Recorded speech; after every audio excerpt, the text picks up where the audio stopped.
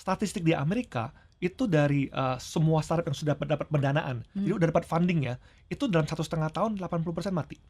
Padahal udah dapat pendanaan Dalam 1,5 tahun 80% mati.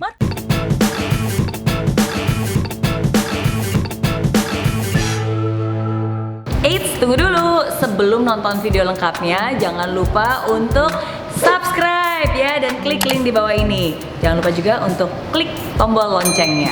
Oke? Terima kasih. Selamat menonton. Kira-kira seberapa besar sih statistik panjang umurnya sebuah startup gitu?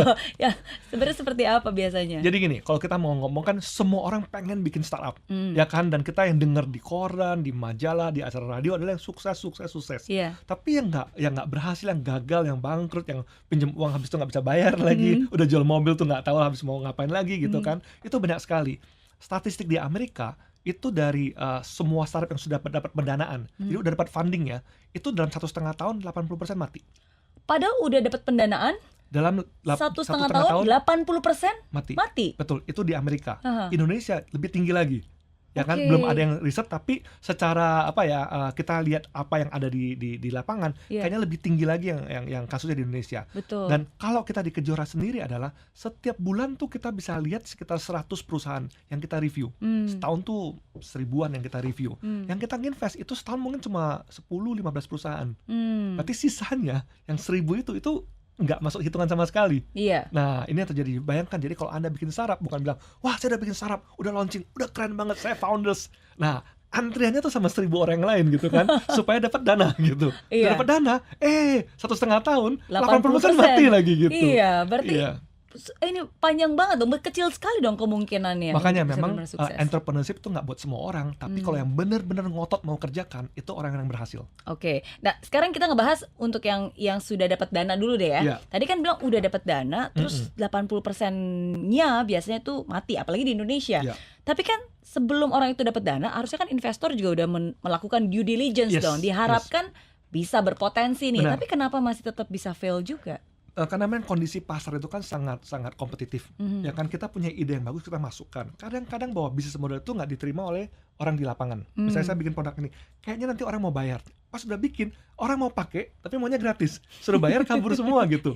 Atau pas saya udah mulai nagih supaya orang bisa bayar, ada orang lain bikin yang mirip sama saya, itu masih gratis gitu. Oke. Akhirnya saya nggak bisa nagih uang terus sama dia, lama-lama kita dana kita habis ya, akhirnya kita menyerah. Ini banyak terjadi. Makanya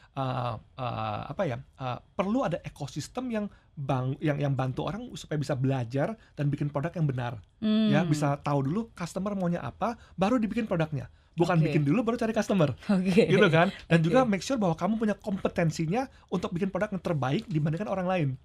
Ya kan, bayangin kalau kamu harus saingan sama 1000 orang dan kamu yang berhasil, berarti kemampuan kamu harus lebih tinggi daripada orang lain, harus jauh lebih tinggi. Tapi kalau subjektif gimana? Kan tadi kan kita harus pikirkan dulu, oke, pasar maunya apa, Iya. oke, terus udah gitu kita harus lakukan produk yang terbaik. Tapi kan Iya. menurut founder udah terbaik ini. Benar. Menurut founder ada pasarnya. Benar. Tapi ternyata kan yang dipikirkan berbeda dengan Iya. kenyataan. Jadi karena selain saya aktif sebagai investor kan, juga saya selama 7-8 tahun terakhir kan juga saya bikin kayak semacam pelatihan untuk entrepreneurs, namanya Founder Institute. Founder Institute ya. Founder Institute, ya. Jadi Founder Institute adalah program di mana kita buka setahun sekali.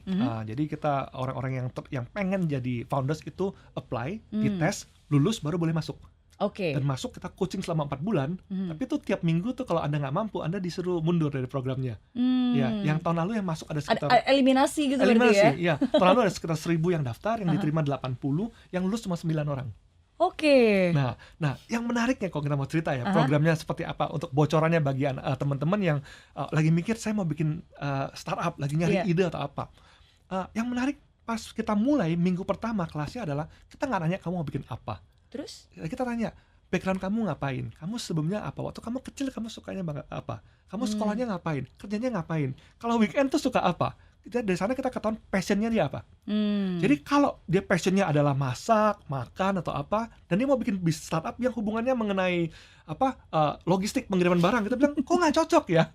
Jadi dia harus bisa buktikan bahwa saya sangat passionate di bidang ini, ya kan? Dan kalau nggak nyambung, kita bilang kalau kamu nggak nyambung, ada orang lain yang punya passion yang lebih daripada kamu, itu bakal ngalahin kamu, ya kan? Jadi orang itu harus buktikan bahwa saya memang punya passion, punya kemampuannya, punya lingkungan yang mendukung saya, sehingga saya bisa berhasil di sana. Jadi di hari pertama itu baru itu ya harus tahu passionnya dulu seperti apa ya. Biasanya minggu pertama itu 30% langsung KO.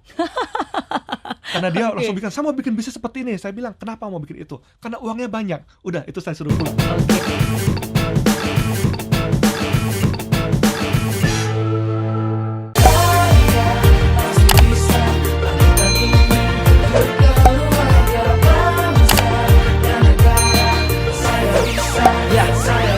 Laksana bumi tanpa hujan, hidup tanpa tujuan, kering dan mati tanpa hijaunya tumbuhan.